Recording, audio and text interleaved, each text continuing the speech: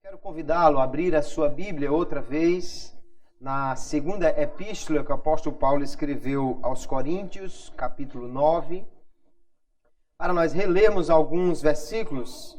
Vamos ler do versículo 6 até o versículo 9, para nós trazermos nesta noite esta palavra que é necessária, porque a palavra de Deus, queridos, ela é alimento e é orientação para todas as coisas. Nós, como crentes em Jesus, somos orientados em tudo pela palavra de Deus.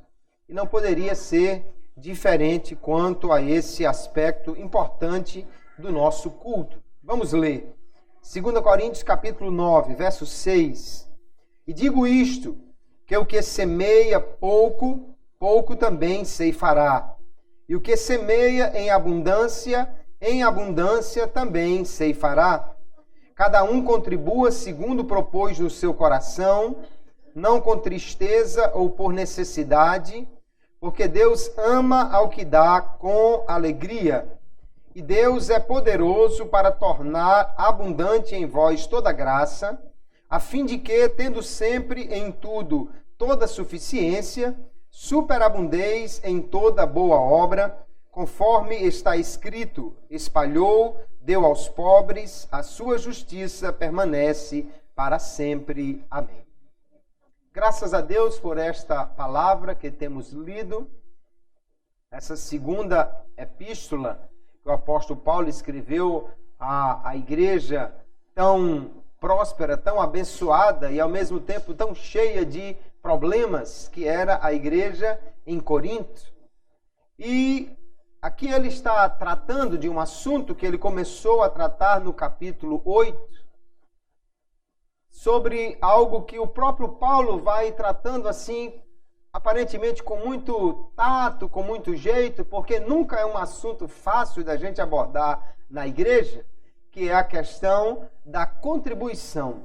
Mas nós vamos ver que aqui nesses dois capítulos, principalmente 8 e 9 da segunda epístola a Coríntios, nós temos muitos princípios importantes para a nossa contribuição, que são suficientes para nos mostrar como nós devemos contribuir, por que devemos contribuir para a obra do Senhor. Nós vamos ver que no Novo Testamento há princípios melhores e mais adequados à igreja do que alguns que se encontram no Antigo Testamento, que muitas vezes estão fundamentados na lei de Moisés, e que, portanto, não seriam plenamente aplicáveis à nova aliança. Mas vamos ver nesta noite, então, o que Deus tem a nos ensinar na sua palavra sobre esse assunto com o tema Por que contribuir? Nós podemos, antes de olhar aqui para esse texto do Novo Testamento, verificar como era no Antigo Testamento a questão da contribuição, ou como as ofertas eram trazidas, a fim de ver que nós temos algumas coisas para aprender com estas ofertas. A primeira oferta que nós temos na Bíblia é da primeira família, né? Abel e Caim trouxeram a sua oferta, como lemos lá em Gênesis capítulo 4, versículo 3 em diante, que diz: E aconteceu ao cabo de dias que Caim trouxe do fruto da terra uma oferta ao Senhor. E Abel também trouxe dos primogênitos das suas ovelhas e da sua gordura. E atentou o Senhor para Abel e para a sua oferta, mas para Caim, para a sua oferta, não atentou. E irou-se Caim fortemente e descaiu-lhe o seu semblante. Então, já na primeira oferta que nós vemos que alguém trouxe para Deus, nós vamos ver que não é importante apenas o ofertar em si, mas também a atitude do coração daquele que oferta. Deus aceitou a oferta de Abel, mas não a de Caim. Por quê? Porque Deus era carnívoro e não vegetariano. Não é porque Deus gostasse mais de carne do que de verduras, ou tivesse predileção por alguma oferta, mas é exatamente como nós vamos ver na sequência, o coração de Abel estava naquelas ofertas e ele trouxe o melhor. Caim parece que apenas via nisso uma obrigação e trouxe qualquer coisa para ofertar a Deus. Nós já aprendemos então que a atitude do que oferta é importante para o Senhor. Nós vamos encontrar também a primeira vez que alguém dá um dízimo no Antigo Testamento com Abraão. E nós lemos lá em Gênesis capítulo 14, também em Hebreus faz referência a esse episódio quando diz: "E bendito seja o Deus Altíssimo, que entregou os teus inimigos nas tuas mãos", é Melquisedeque que está falando, e diz o texto aqui de Moisés, "e deu-lhe o dízimo de tudo". Porém, esse tudo é melhor esclarecido em Hebreus capítulo 7, verso 4, que diz: "Considerai, pois, quão grande era este, a quem até o patriarca Abraão deu os dízimos dos despojos". Veja que Abraão aqui deu o dízimo, e o que nós podemos aprender com Abraão nesse dízimo é que havia voluntariedade na entrega. Por quê? Porque o dízimo não era ordenado aqui, não havia obrigação de entregar o dízimo. Abraão, então, resolveu voluntariamente dar o dízimo. Mas esse não é o padrão para nós. Primeiro porque Abraão não deu o dízimo do que ele possuía. Não há registro que Abraão tenha dado o dízimo de uma única ovelha sua. Aqui ele deu o dízimo do despojo de guerra. Né? Lembrar que houve uma guerra de 4 contra 5 reis. Nesta guerra saquearam Sodoma, levaram Ló e seus pertences. Abraão, com seus 318 servos, vai defendê-los, vence a guerra e pega tudo o que eles haviam pilhado daquelas cidades. Naquela época era assim, quem vencia a guerra ficava com o despojo, ficava com tudo que aquele exército tinha, né? Daquilo que Abraão recebeu, ele disse: "Não, eu não quero nada, para vocês não dizerem que enriqueceram Abraão, apenas eu vou tirar o dízimo." E entregou a Melquisedeque. Então só foi dado o dízimo aqui uma vez na vida. Abraão não dava o dízimo todo mês, nem dava o dízimo das suas colheitas ou das suas ovelhas. Portanto, não é exatamente um padrão para nós. Apenas nós aprendemos com Abraão a questão da voluntariedade. Veja que o dízimo vai se tornar obrigatório na lei. Ele existiu antes da lei, sim, com Abraão. Mas aqui havia uma voluntariedade e não uma obrigatoriedade na entrega. Nós vamos ver depois o dízimo com Jacó. Jacó parece que viu que Abraão foi abençoado, porque deu o dízimo, né? No entanto, Jacó parece que realmente fazia jus ao seu nome, né? Ou aquilo que se atribuía a ele. E ele parece que, como muita gente hoje tenta fazer, ele quer barganhar com Deus acerca do que ele vai entregar. E ele diz assim, Gênesis 28, verso 20, "E Jacó fez um voto dizendo: se Deus for comigo, e me guardar nesta viagem que faço, e me der pão para comer e vestes para vestir, e eu em paz tornar a casa de meu pai, o Senhor será o meu Deus, e esta pedra que tenho posto por coluna será a casa de Deus, e de tudo quanto me deres, certamente te darei o dízimo." Agora veja, ele estava saindo de casa literalmente com a mão atrás e outra à frente, né? Não estava nem puxando a cachorrinha, porque parece que nem a cachorrinha ele tinha para puxar. Ele estava saindo de casa com nada e estava dizendo: de tudo que o Senhor me der, e ele quer que Deus guarde, que Deus dê comida, que Deus dê veste, que Deus dê segurança, e ainda disso ele diz: se Deus me der, então é aí que eu vou dar o dízimo. Ele está barganhando com Deus. Quem não tem nada diz: não, se Deus me der, eu vou dar o dízimo de tudo, né? Eu já vi crentes dizendo assim: não, eu vou orar para Deus me dar um prêmio acumulado aí da Mega Sena e eu vou dar o dízimo. Muito interessante, né? Será que Deus vai cair nessa conversa besta e o camarada querer dar 10% e ficar com 90% de uma coisa que ele não tem e não vai precisar trabalhar para poder conquistar? Então veja que já no Antigo Testamento haviam problemas também com a questão da oferta, né? Ou a motivação verdadeira para se ofertar ou se entregar o dízimo. Quando nós chegamos à lei de Moisés, Aí é que nós temos a obrigatoriedade do dízimo, que além de tudo era uma espécie de imposto para sustentar toda a infraestrutura, né, religiosa e política civil que era feito pela tribo de Levi. Só que os dízimos da lei não era apenas um, por isso que se chamam os dízimos. Né? Havia o dízimo regular, normalmente não entregue em dinheiro, mas em gêneros, em animais, em aquilo que era colhido. Né? E tinha também o dízimo do jubileu, o dízimo dos pobres, que eram entregues esporadicamente, não todo ano.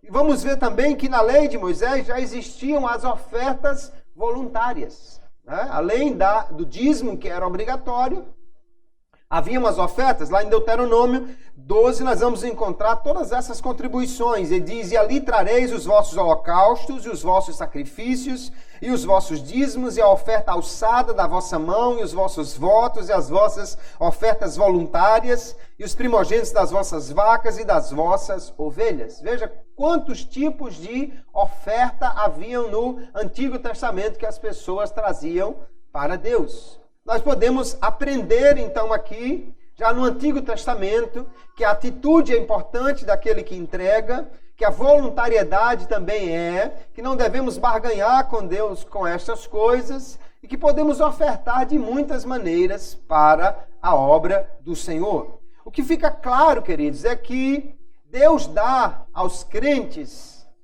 para que eles ofertem. Todos nós podemos e devemos contribuir para a obra do Senhor. Mas alguém pode dizer assim, mas por que é que eu tenho que dar isso, eu tenho que dar aquilo? Em primeiro lugar, não devemos pensar assim, eu tenho que dar isso ou aquilo, como se dissesse, é meu, eu faço o que quiser, eu dou a quem quiser. Porque, na realidade, um princípio muito importante que nós precisamos aprender quando falamos de mordomia, né? De nós ofertarmos, entregarmos alguma coisa para Deus, é que tudo pertence a Ele.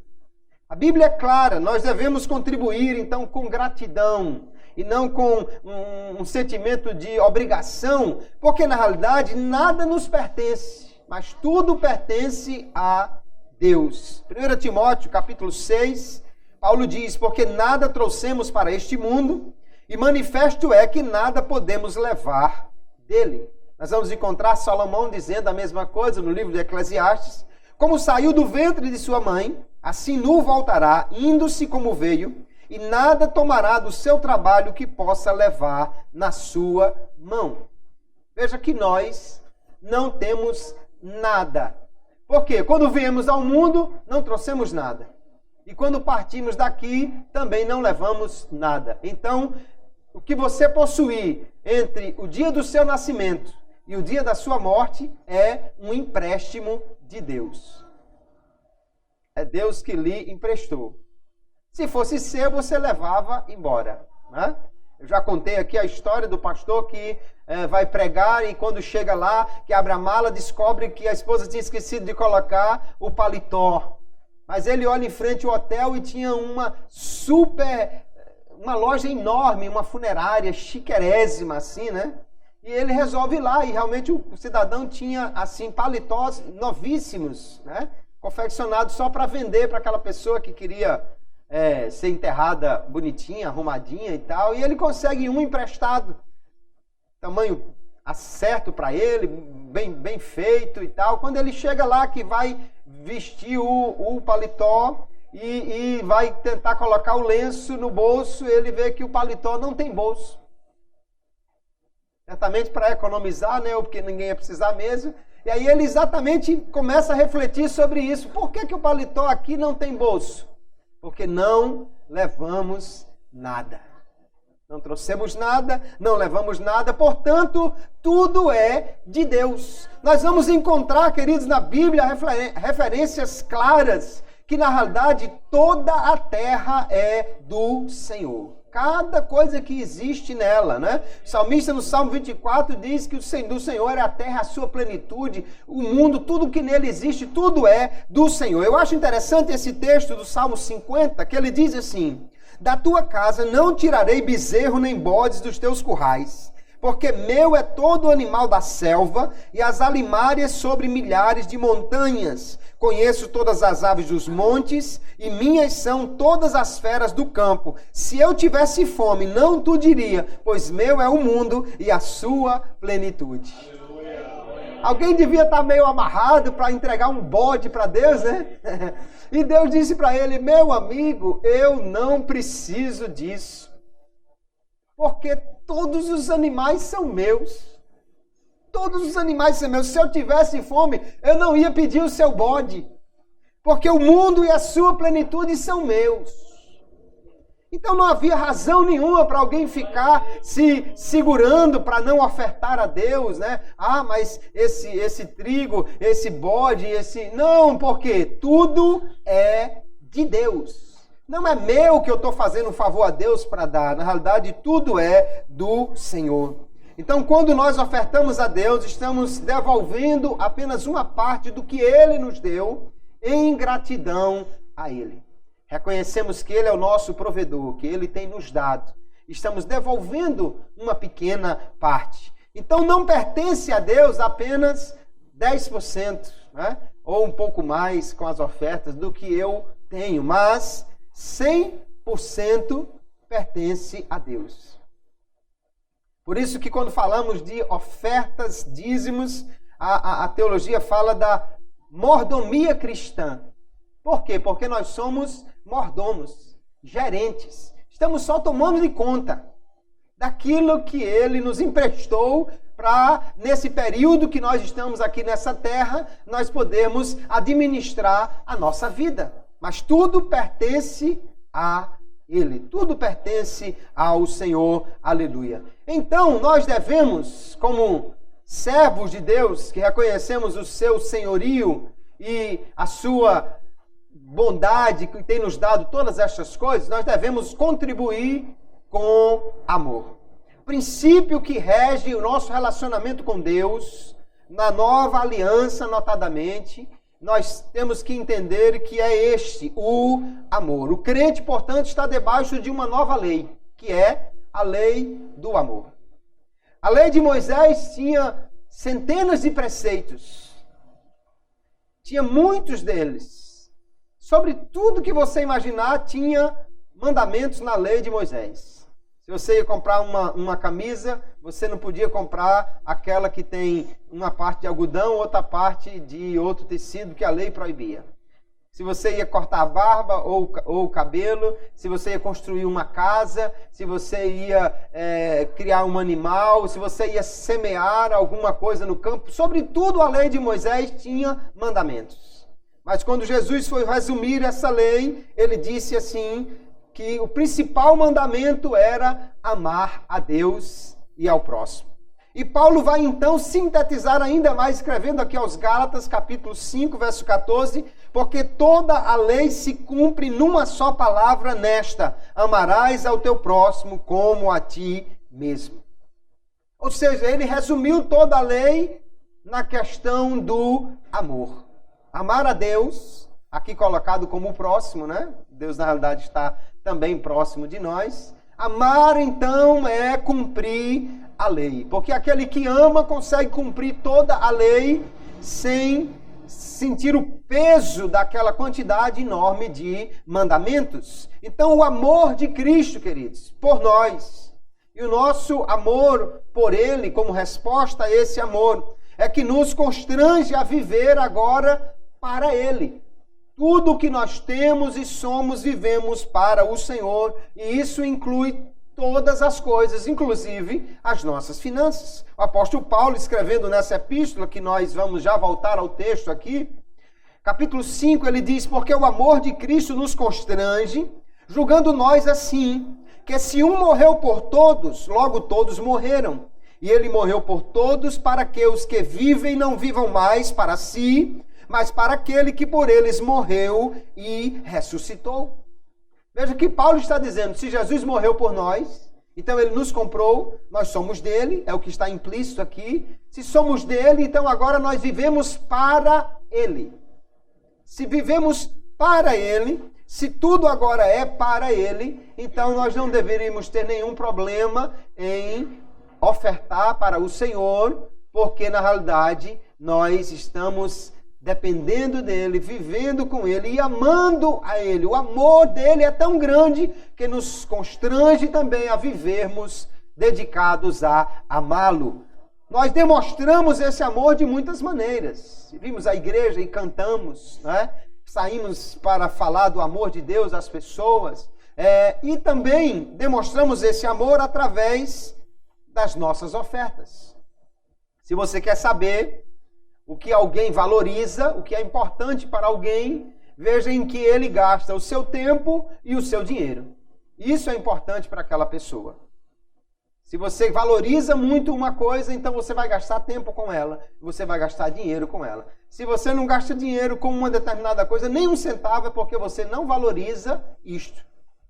E aqui nós vamos ver que, através das ofertas, nós podemos também demonstrar o nosso amor a Deus. Na segunda epístola de Paulo aos Coríntios, no capítulo 8, que nós vamos acompanhar algumas coisas aqui, antes de chegarmos no texto que lemos do capítulo 9, ele diz que os crentes que estavam na Macedônia se deram, no versículo 5, mais do que eles esperavam, e eles se deram primeiramente ao Senhor e depois a nós pela vontade de Deus. Eles se deram ao Senhor aqui através de uma oferta muito generosa para os crentes em Jerusalém. Veja que o nosso amor, então, faz com que nós não sintamos essa obrigação de fazer alguma coisa, mas fazemos com amor e gratidão ao Senhor. Nossa contribuição, então, queridos, deve olhar principalmente para esses princípios que nós encontramos aqui no Novo Testamento. E aqui está um excelente exemplo, que é a igreja da Macedônia. Os crentes que viviam ali, no capítulo 8, se você está acompanhando na sua Bíblia, e voltar um pouquinho a página para o capítulo 8, Paulo vai elogiar os crentes da Macedônia e apresentar como um exemplo para os crentes de Corinto, de um grupo, de uma comunidade que ofertava com alegria. Se você ler o texto, você vai ver que ele vai dizer que eles tinham uma profunda pobreza. A palavra para profundo aqui no verso 2 é a mesma para abismo. Quando o camarada diz que a pobreza de alguém é um abismo, é porque o sujeito realmente está vendendo o almoço para comprar o jantar, né? Está numa situação difícil. Ainda assim ele diz, eles superabundaram na sua generosidade. Deram muito mais do que eles podiam. E por que isso? Porque eles estavam tão gratos a Deus por sua graça, e por ter a igreja de Jerusalém enviado os missionários para pregar o evangelho a eles, que eles resolveram ofertar generosamente para que pudessem também abençoar os crentes de Jerusalém que estavam passando por necessidades. E aí nós vamos ver aqui o apóstolo Paulo elogiando essa igreja, né? Mostrando como um exemplo de alguém que contribuía voluntariamente e generosamente. E ele diz que a igreja de Corinto era abundante na fé, na palavra, no conhecimento, na diligência, no amor. E ele diz, mas agora vocês podem também abundar nisso, na contribuição. Porque parece que já havia um ano que Paulo havia falado com eles para levantar uma oferta, e um ano depois a oferta não tinha sido ainda levantada para os crentes de Jerusalém. E aí ele vai falar desta igreja. Aqui o que Paulo vai dizer, como ele vai fundamentar o seu pedido, apresentando a igreja da Macedônia. Primeiro ele diz que eles imploraram, os crentes da Macedônia imploraram para poder participar desta oferta.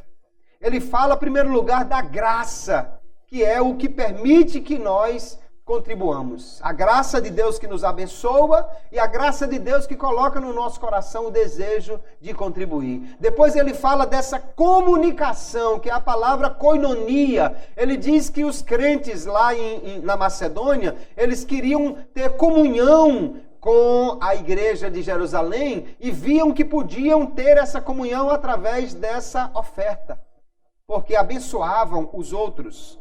E ele usa então esse exemplo da Macedônia, Mas o exemplo maior que Paulo vai usar para convencer os crentes de Corinto que eles deviam contribuir generosamente é o exemplo do Senhor Jesus. Quando ele vai chegar no verso 8 e vai dizer que Jesus, sendo rico, por amor de vós se fez pobre, para que pela sua pobreza enriquecesseis. E ele vai dizer, olha, Jesus, ele tinha tudo.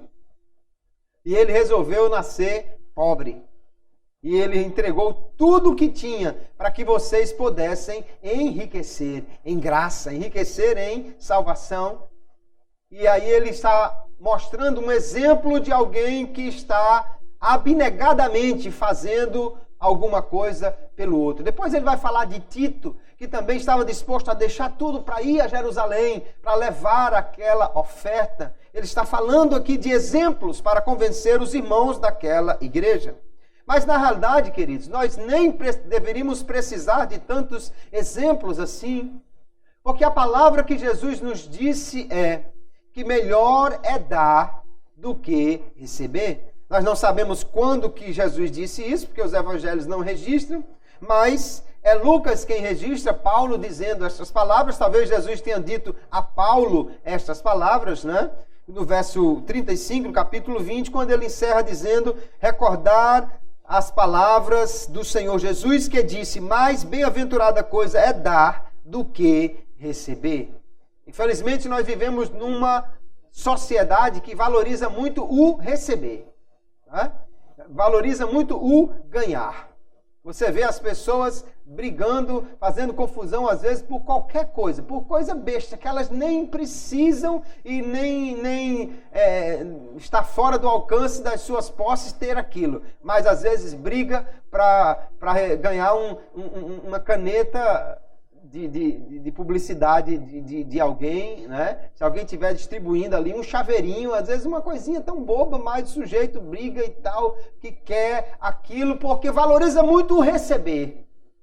Mas como cristãos, nós precisamos entender que a essência do culto não é receber.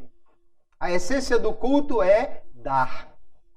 Há muita gente que, movida exatamente por esse sentimento mundano, né, vem para a igreja para receber. Eu quero a minha bênção, eu vim buscar a minha bênção, e se eu não levar a minha bênção, eu vou agarrar o anjo, vou fazer como Jacó, vou fazer de tudo, mas eu tenho que sair daqui com a minha bênção. E às vezes eu penso que Jesus fica dizendo, e a minha bênção? Que você trouxe para mim, já que o culto não é para você receber, mas para você dar. No culto nós recebemos, irmãos, porque Jesus é tão bom que Ele nos abençoa, aleluia. Que Ele tem prazer na benignidade, disse o profeta Miqueias. Mas a essência do culto é dar. Por isso que Jesus disse, mais bem-aventurada coisa é dar do que receber. Nós vemos então que a motivação para nós contribuirmos não pode ser baseada no temor. Então não vamos ficar pensando no devorador que vai ser expulso se você der a sua contribuição. Nem deve ser na ganância de que você vai receber muito mais, porque às vezes se fala de contribuição como se Deus fosse o dono de um banco que você empresta a ele e ele devolve com juros exorbitantes. Não é isso, nem é a nossa autossatisfação.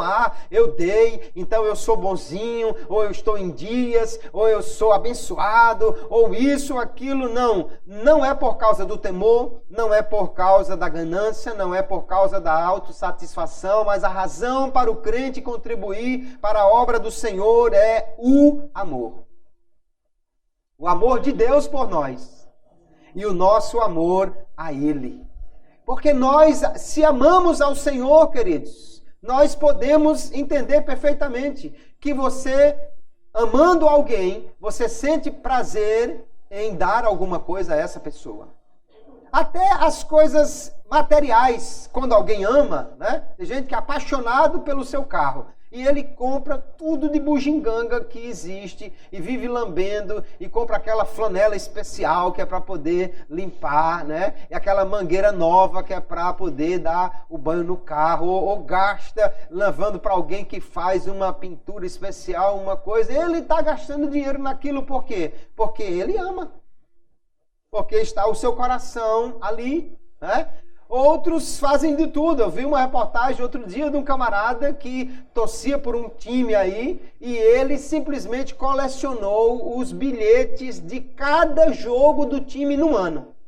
Se o time foi jogar no São Paulo, ele foi para lá. Se o time foi para Belém do Pará, ele foi também. Se o time foi para o Paraguai, ele foi também. Se o time foi para o Japão, ele foi também. E colecionou todos os ingressos do ano. Por que aquele camarada está gastando tanto para ver um time que às vezes ganha, às vezes perde? Por quê? Porque ele ama aquilo. Então é demais pensar que os crentes, amando a Jesus, irão contribuir com alegria para a obra de Deus? De forma alguma, pelo contrário. Essa é a relação que nós temos com Ele agora, na nova aliança. Não precisamos espantar o devorador, porque em Cristo nós já somos abençoados com toda sorte de bênçãos. A nossa relação com Deus não passa mais por essa questão da contribuição financeira para ser abençoado. Pelo contrário, nós vamos ver que nós já somos abençoados e quando contribuímos, mais abençoados somos ainda. Mas o amor é essa grande motivação para a nossa contribuição. Aqui nós vamos encontrar, queridos, no texto que nós lemos, capítulo 8, capítulo 9 de 2 Coríntios, alguns elementos importantes que o Novo Testamento apresenta para a nossa contribuição, a contribuição da igreja. E que se não estiver dentro desses parâmetros, nós precisamos repensar então como está sendo ensinado isso. A primeira coisa que nós vemos no Novo Testamento é que a contribuição deve ser voluntária.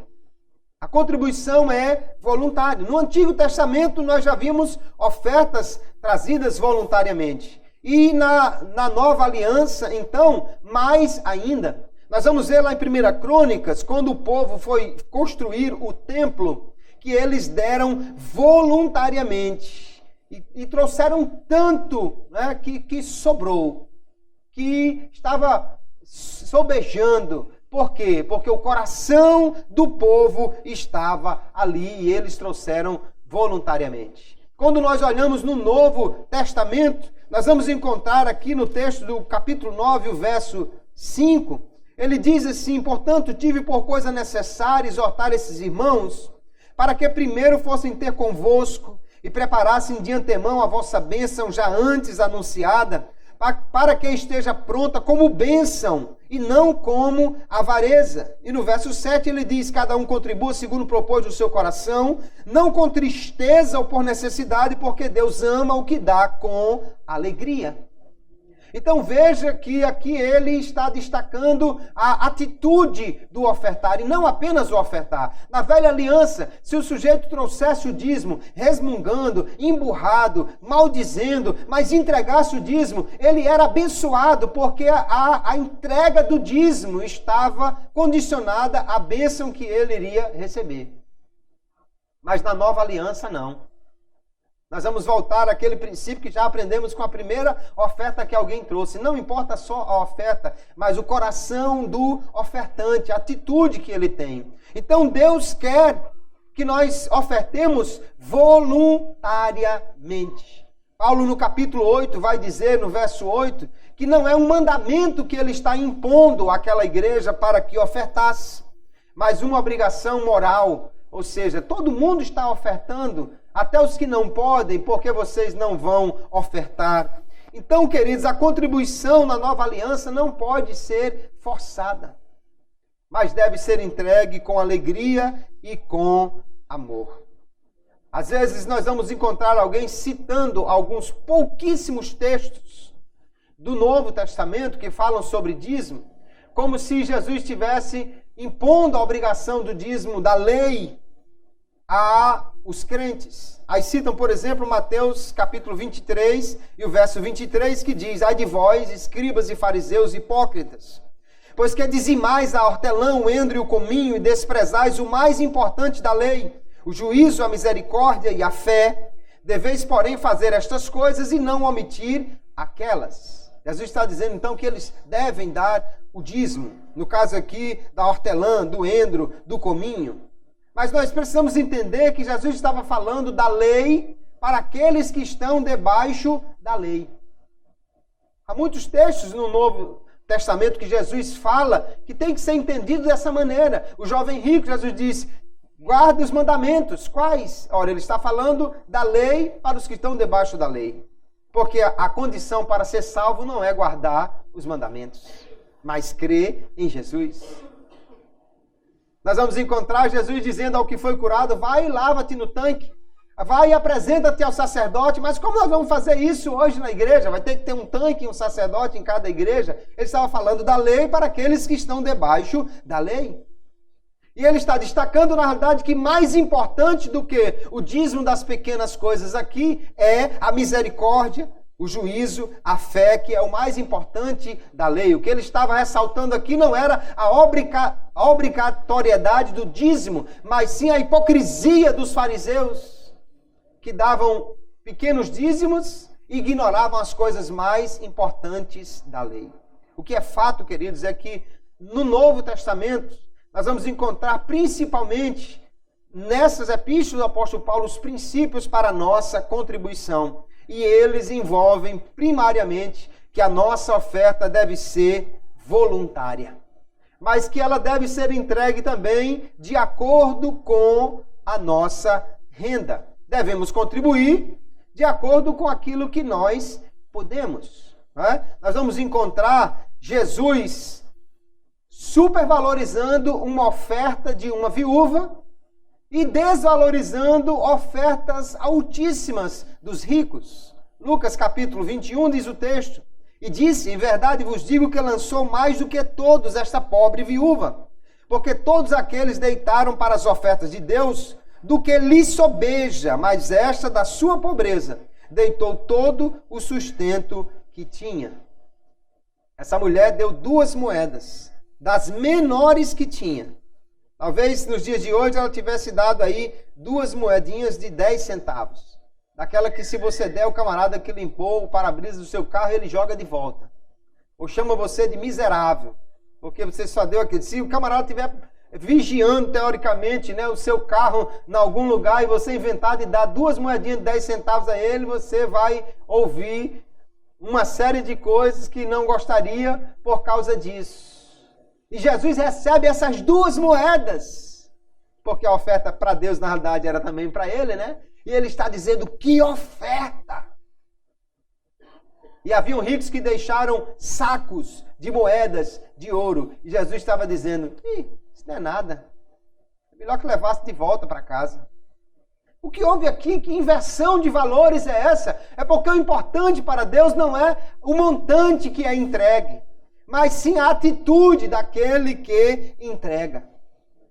E ele está dizendo que deve ser de acordo com a renda da pessoa. Ou seja, quem tinha muito, trouxe um saco de ouro, mas aquilo estava sobrando. Trouxe porque não tinha mais lugar para guardar em casa. Eu vou levar para o tempo, não tem mesmo nem onde botar mais essas moedas aqui. E a viúva deixou tudo o que ela tinha. Então, proporcionalmente, ela trouxe muito mais do que eles. Nós vamos encontrar aqui Paulo também dizendo a mesma coisa.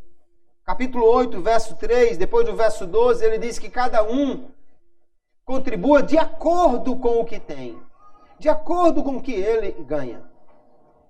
Algumas igrejas por aí, né, evangélicas ou igrejas não evangélicas também entraram na questão da contribuição do dízimo, mas um dízimo assim que você estipula o valor. E eu conheci um camarada que trabalhava numa multinacional, numa empresa muito grande, e ele todo mês dava os 15 reais dele de dízimo.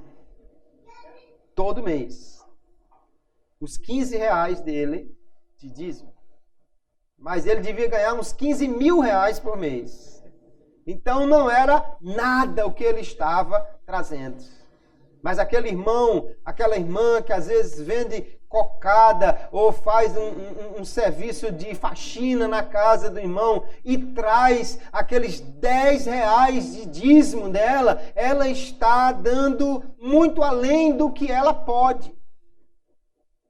E Deus então irá valorizar isso muito mais do que os 15 reais do outro que não fazia falta a ele. O que está dizendo aqui o texto da palavra de Deus é que nós devemos ofertar de acordo com o que nós podemos. Ofertar menos mostra somente um apego às riquezas, que a Bíblia vai chamar de idolatria, avareza, não é? É idolatria. Nós vamos encontrar o salmista Davi, o rei Davi, já aqui, estabelecendo um princípio interessante na contribuição. Lá em 2 Samuel, capítulo 24, Davi errou porque mandou fazer um censo. O que foi o problema? É o censo, porque Deus é contra o IBGE? Não. O problema é que Davi, ao fazer o censo, ele estava querendo saber quanto tinha de soldados para confiar nesse número. Então agora eu posso ir para uma guerra maior porque eu tenho tantos soldados. E Deus queria que ele não soubesse nem quanto tinha para ir confiando em Deus e não nos soldados. E Deus resolve castigar Davi por causa daquele censo que ele fez. Entre 3 opções, Davi escolhe cair nas mãos de Deus. Deus envia um anjo que começa a ferir o povo no entorno de Jerusalém, mas ao chegar numa determinada localidade, o anjo para. A misericórdia de Deus fez com que ele parasse e não cumprisse toda a pena. No que Davi percebeu que Deus havia sido extremamente generoso com ele e tinha, portanto, trazido ali a misericórdia à plena luz, Davi corre até o local onde o anjo parou e quer então comprar o terreno e uma carroça de boi que tinha lá. Ele quer o terreno para fazer um altar ali. Ele quer a carroça para usar a lenha. E quer o boi para ser o holocausto, a oferta que ele ia entregar para Deus. E aí o dono daquele local diz assim: eu vou lhe dar, rei. Isso não é nada entre mim e ti, eu vou lhe dar isso aí, pode ficar. E aí Davi traz um princípio interessante que está aqui no verso 24. Porém o rei disse a Araúna, que era o dono da terra do boi: não, porém por certo preço tu comprarei, porque não oferecerei ao Senhor meu Deus holocaustos que me não custem nada. Assim Davi comprou a ele e os bois por 50 ciclos de prata. Ele está dizendo: eu não vou dar uma oferta que não me custa nada. E às vezes eu vejo alguns irmãos que fazem assim um voto, né? Embora que voto em si eu não encontro no Novo Testamento, é uma coisa do Antigo Testamento, não é um ensino propriamente do Novo Testamento, mas tudo bem, alguns irmãos fazem um voto. Se eu obter aquele emprego, ou se eu tiver um aumento, eu vou cantar um hino na igreja. Jesus querido, Araúna voltou à vida, né? Ressuscitou Araúna e está querendo trazer uma oferta que não custa nada, né? Não é pela questão do dinheiro, irmãos, mas é o apego a ele, né? O apego à riqueza, que nos faz às vezes dizer: não, eu vou passar a ganhar tanto, mas espera aí, eu vou dar a Deus isso e eu. Ora, se você hoje não tem nada e Deus vai lhe abençoar com um emprego novo, então nós temos que entender o que é que a Bíblia nos ensina sobre isso. Quando Paulo fala sobre contribuição, ele diz lá em Romanos capítulo 12, o que exorta, os dons exortar, o que reparte, faça-o com liberalidade. Que vai contribuir, o que vai repartir, ou alguém que tenha o dom da contribuição, se podemos chamar assim, ele diz: faça com generosidade, com liberalidade. E é isso que está sendo ensinado também aqui no texto. Nós vamos encontrar então, queridos, o dízimo do Antigo Testamento, mais do que uma obrigatoriedade, como um excelente referencial para a nossa contribuição. Porque a Bíblia não diz que deve ser de acordo com a nossa renda, não diz que deve ser de acordo com o que nós ganhamos. Então, o que melhor pode representar isso aí é um percentual. Porque um percentual, se alguém ganha 10 mil, e der aquele percentual, e o outro só ganha R$100 e der o mesmo percentual, proporcionalmente eles estão dando a mesma coisa. Então, quantos por cento da nossa renda? Nós temos no dízimo do Antigo Testamento um grande referencial, 10%, que não podemos ser menos gratos a Deus por maiores bênçãos que temos recebido do que os santos do Antigo Testamento. Então, o dízimo para nós, não vamos falar da obrigatoriedade dele, mas vamos falar do amor que temos a Deus e desse excelente referencial de contribuição, porque no Novo Testamento nós praticamente não vamos encontrar falando sobre dízimos. Não sou eu que estou dizendo apenas isso, a maioria dos comentaristas do texto de 2 Coríntios que li, entre eles Calvino e Kestemaker e Lawrence Richards, dizem exatamente isso. Não há uma obrigatoriedade senão essa do amor. E nós não podemos dar menos do que os crentes do Antigo Testamento. Então, para mim, o dízimo não é para espantar o destruidor, mas é para mostrar o meu amor, a minha gratidão e a minha fé no Senhor, como nós vamos ver também. É um grande referencial que nós podemos usar, então, para a nossa contribuição, o dízimo, os 10%. Há uma outra questão interessante aqui no texto bíblico sobre a contribuição, que é a contribuição planejada. Paulo disse, cada um contribua segundo propôs no coração. Ele já havia dito aqui que vocês preparem de antemão a bênção. Ou seja, nós devemos separar a parte de Deus, irmãos, logo que recebemos. Do contrário, corremos o risco de deixar por último e não sobrar. Lá em Provérbios, capítulo 3, já havia um princípio interessante ali, que diz que exatamente Deus deve ser o primeiro, quando ele diz assim, capítulo 3, verso 9, honra ao Senhor com a tua fazenda e com as primícias de toda a tua renda, e se encherão os teus celeiros abundantemente e transbordarão de mosto os teus lagares. Porque às vezes nós vamos separando o dinheiro do aluguel, da conta disso, daquilo, deixamos o de Jesus por último e às vezes acaba não sobrando. Estamos quase como aquele menino que estava indo para a igreja e a mãe deu 2 moedas. Ó, esse aqui é de Jesus, é oferta, esse aqui é seu, que é para comprar um pirulito. No meio do caminho, ele correndo, tropeçou, uma moeda escorregou e caiu no bueiro. Ele diz, lá se foi a moeda de Jesus. Quer dizer que a dele ficou, né? Mas a de Jesus desapareceu. Então, nós deixamos Jesus por último e termina acontecendo isso. A moeda de Jesus vai embora e nós não contribuímos como queríamos, como gostaríamos. Então, nós vamos ver que Paulo, ele já está orientando a igreja para separar antes, ou seja, separar de imediato. Ah, mas eu só vou para a igreja domingo. Não, mas se você recebeu o dinheiro na segunda-feira, separe logo de Deus. Separe logo de Deus. Muitos crentes acabam não contribuindo como gostariam, como desejam, porque não se programam, né? E acabam deixando de Deus por último. Capítulo 9, então, verso 5, Paulo já está dizendo, preparassem de antemão a vossa bênção já antes anunciada, para não deixar por último. Uma questão importante, irmãos, é que nós temos que entender quanto eu posso contribuir, quanto eu devo contribuir. E aí, então, nos programar para isso. Eu fico pensando que o dízimo é apenas um referencial para nós, os 10%. Porque, veja bem, para alguém que ganha muito pouco, vamos dizer uma irmã que faz alguns serviços e às vezes ganha 200, 300 reais no mês, e às vezes com esse valor ela tem que sustentar a sua casa, tirar 10% é um sacrifício enorme. É um sacrifício enorme para ela. Se ela fizer, Deus vai lhe abençoar. Mas eu creio que Deus não vai exigir dela isso.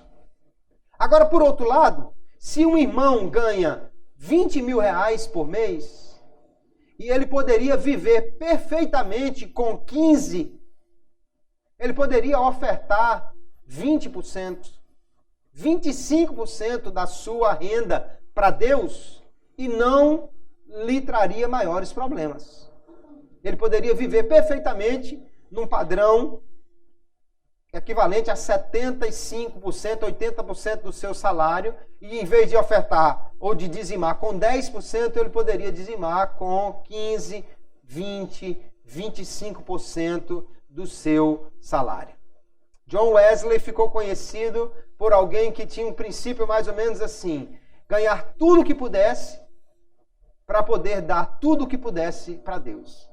E quando ele morreu, deixou apenas alguns trocados e uns poucos pertences, mas quando foram fazer um levantamento, ele havia doado milhares de dólares durante toda a sua vida para a obra do Senhor. Então nós temos que programar-nos para isso. Aqui diz o texto do versículo 7 que nós lemos: cada um contribua segundo propôs no seu coração, não com tristeza ou por necessidade. Não é apenas por dar, né? Eu vou dar, irmão, mas dá uma pena a gente, né, todo mês ter que tirar esse dízimo. Não, então não dê, porque Jesus não vai receber isso. Ou por necessidade: não, irmão, eu tenho que dar, porque senão o devorador vai vir, porque senão o tesoureiro vai ficar olhando atravessado para mim, porque senão... Não, se for por necessidade também não dê. Mas ele diz: Deus ama o que dá com alegria.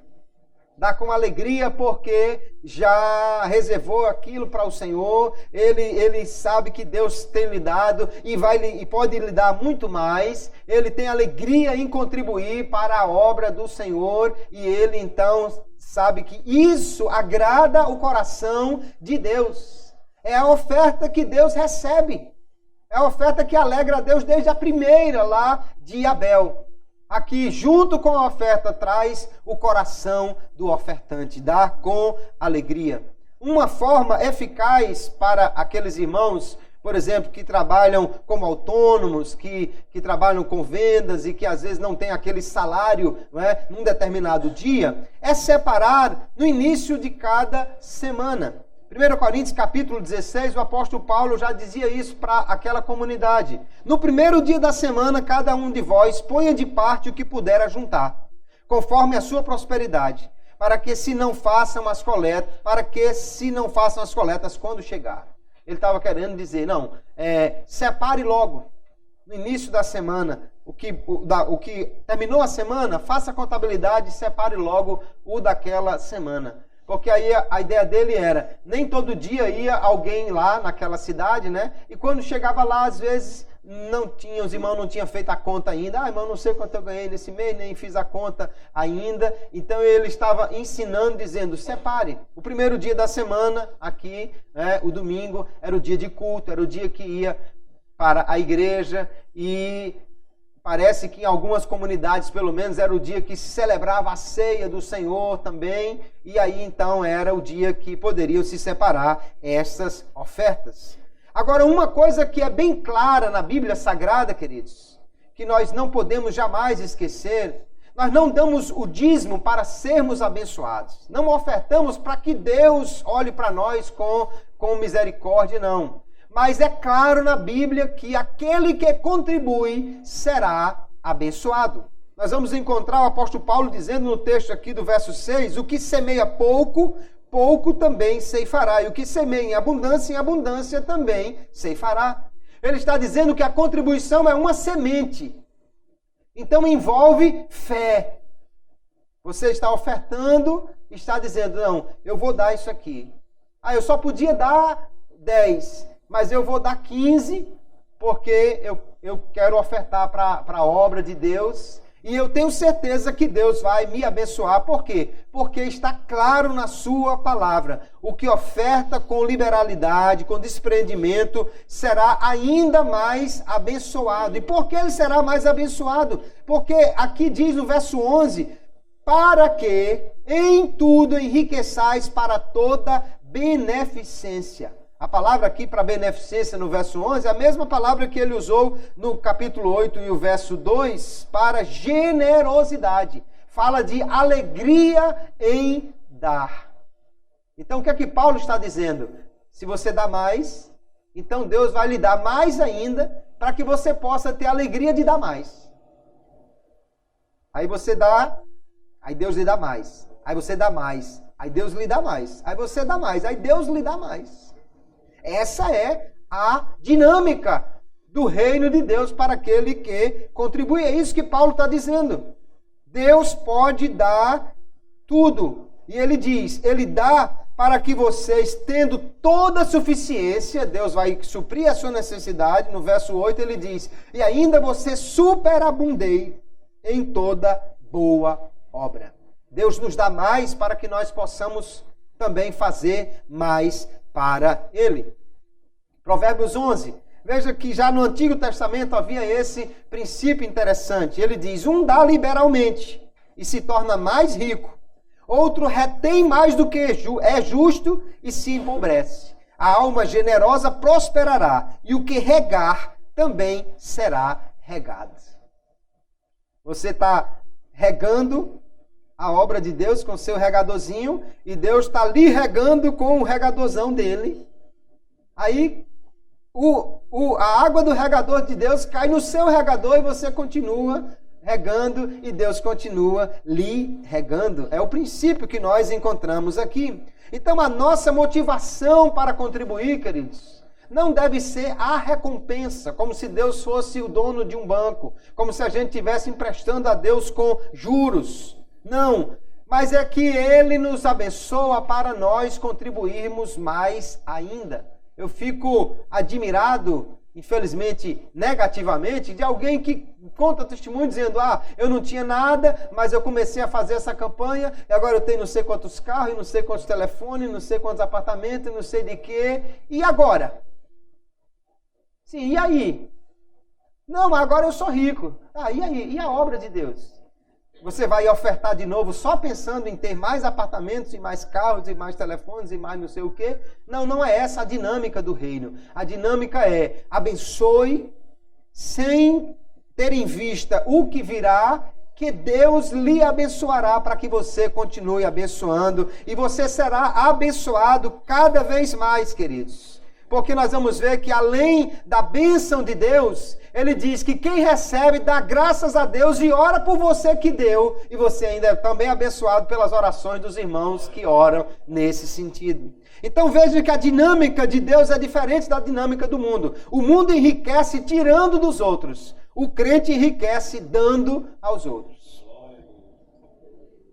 O mundo tira para poder enriquecer. O cristão dá para poder ser abençoado por Deus. É uma dinâmica completamente diferente. Então, quando nós ofertamos generosamente, nós estamos plantando uma semente de generosidade. E é certo que vamos colher os seus frutos. Lucas capítulo 6, o verso 38, é Jesus falando, dai e ser-vos-á dado. Boa medida, recalcada, sacudida e transbordando vos deitarão no vosso regaço, porque com a mesma medida com que medides também vos medirão de novo. Que coisa interessante, né? Ele parece que ele está pensando naquele saco que alguém está colocando assim, feijão que apanhou, e aí ele diz assim, é uma boa medida. Já encheu o saco, né? Recalcada, imprensou para caber mais. Sacudida, balançou assim o saco para acomodar bem. E transbordando, vai botar além do que o saco comporta. Isso fala de generosidade, irmão, de bênção sobre bênção. E ele promete que isso será dado àquele que der. Porque essa é a dinâmica do reino. Capítulo 6 de Gálatas e o verso 7 fala daquela lei, né? Que você planta e você colhe. E ele diz, não erreis, Deus não se deixa escarnecer. Ele estabeleceu esse princípio e ele cumprirá. O que o homem semear, isso também ceifará.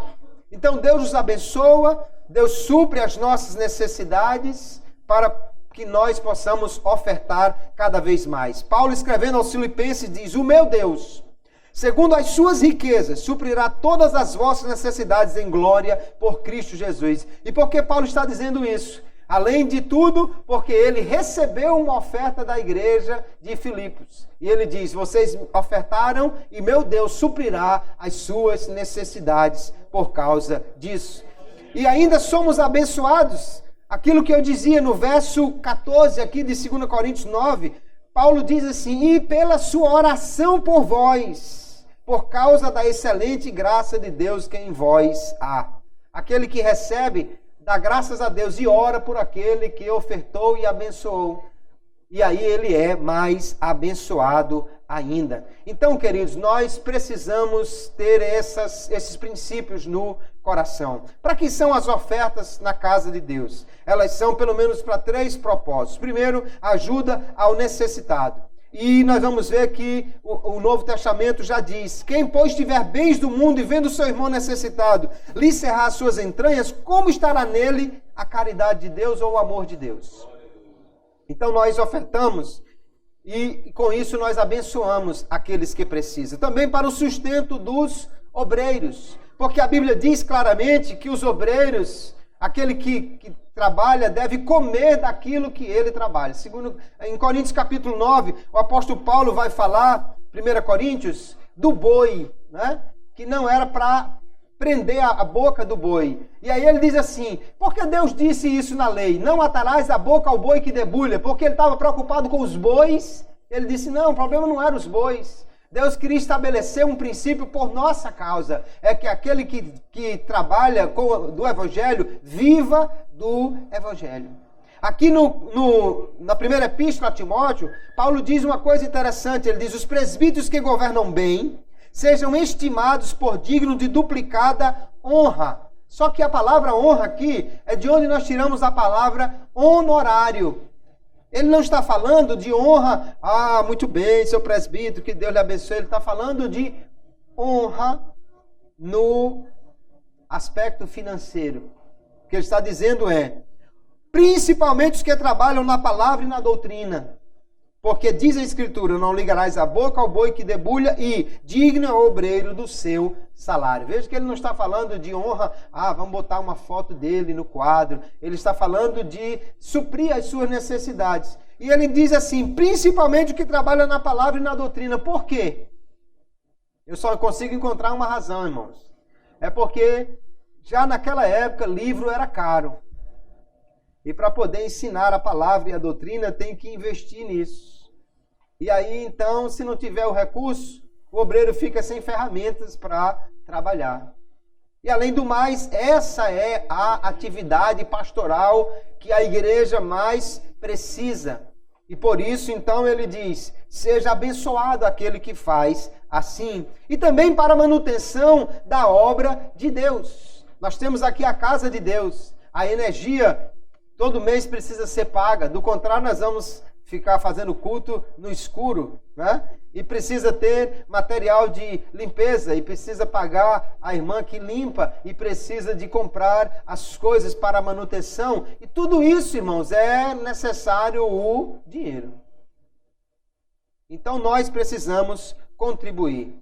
Alguém fica preocupado, e aí eu vejo em alguns lugares que a preocupação é construir super templos. Não é essa a principal atividade da igreja. Mas nós precisamos contribuir para que essas coisas possam ser realizadas. Então nós vemos aqui claramente que no Novo Testamento nós temos princípios que mostram claramente que nós devemos contribuir com generosidade. Porque quando contribuímos assim com desprendimento, de acordo com o que podemos, e por amor ao Senhor, nós somos abençoados. A oferta que parte de um coração dedicado a Deus sempre vai resultar em bênçãos, porque abençoa quem recebe e Deus concede seu favor a quem dá. Quando eu estou dando, eu estou abençoando alguém. Aquele alguém ora por mim e Deus, porque eu estou dando, me abençoa para que eu possa dar cada vez mais. Essa é a dinâmica do reino. Então, olhando para isso aqui, nós vamos ver que a contribuição é uma expressão da graça de Deus. Paulo vai falar várias vezes aqui sobre a graça de Deus. Então nós só podemos abençoar porque já fomos abençoados pela graça de Deus. Nós vamos ver que a contribuição é voluntária, não é porque alguém me obriga, nem por causa do devorador, mas por causa do meu desejo, do meu amor pelo Senhor. Mostra comunhão, porque nós podemos todos, né, juntos, fazer, edificar, construir e fazer a obra de Deus prosperar. É um ministério. Alguém às vezes não entende, porque tem irmãos que de repente não canta, não sabe pregar bem, não sabe fazer outras coisas na obra de Deus, mas é muito abençoado nos seus negócios. É um ministério de contribuição. De contribuição. E os irmãos que não sabem cantar, mas têm muito dinheiro, deviam pensar seriamente nisso. Porque, na verdade, Paulo fala sobre o dom. Quando ele lista os dons, o dom da contribuição, da generosidade, né? Mas aqui Paulo, quando fala da administração aos santos, ele usa a palavra diaconia, mostrando que realmente é um serviço para Deus. E já vimos que é também um meio de sermos abençoados e de abençoar outros. Então, queridos, a palavra de Deus é muito clara para nós. O nosso dinheiro também é uma forma, ou pode ser uma forma de nós cultuarmos e adorarmos a Deus. Não é porque Deus precisa. Nós já vimos que tudo é dele, ele não precisa de nada. Mas é porque o nosso coração, ao dar generosamente, reflete esta gratidão, esse amor e essa fé que nós temos no Deus que nos abençoa de muitas maneiras para que nós possamos abençoar também a outros. Deus não nos abençoa só com bênçãos financeiras. Deus nos abençoa com bênçãos que o dinheiro não compra. Mas nós não podemos ofertar senão aquilo que realmente pode ser mensurado na igreja, né? Embora também ofertamos o nosso tempo fazendo serviços e outras coisas. Mas quanto à contribuição financeira fica clara. Deus abençoa os crentes para que eles possam também abençoar a obra de Deus e serem abençoados por isso. Que Deus nos abençoe e nos ajude, que essa palavra esteja no nosso coração e que nós possamos fazer disso a verdadeira motivação e contribuir voluntária, generosa e planejadamente para o crescimento da obra de Deus. Amém, queridos?